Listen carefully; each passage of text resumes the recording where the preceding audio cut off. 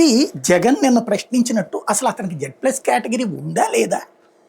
Z+ category అంటే ముందు ఒక పైలట్ వెహికల్ వెళ్తుంది, దాని వెనకాల ఈ వెహికల్స్ వెళ్ళాలి. ఆ వెళ్ళేటటువంటి సందర్భంలో కూడా మధ్యలో జిగ్జాగులు కూడా చేస్తారు శత్రువు కనబడకుండా ఉండడం కోసం. దాంతోపాటు రోప్ పార్టీ ఉండాలి. ఒక వెహికల్ ఆగ్గానే పరిగెత్తుకుంటూ వచ్చి రోప్ పార్టీ చుట్టూతా తాడుతో అడ్డంగా నుంచోవాలి.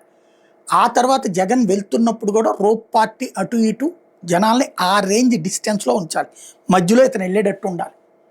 ఈజీగా అర్థమయ్యే భాషలో చెప్పాలంటే పాదయాత్ర సందర్భంలో లోకేష్ పాదయాత్ర సందర్భంలో జగన్మోహన్ రెడ్డి విజువల్ చూస్తే అర్థమవుతుంది.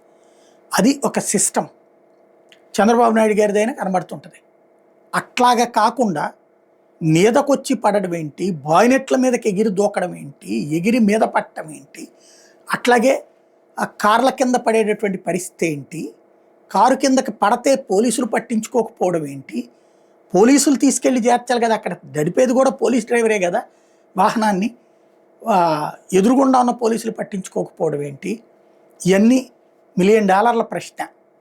Z+ కేటగిరీ అంటే అవన్నీ ఉండాలి.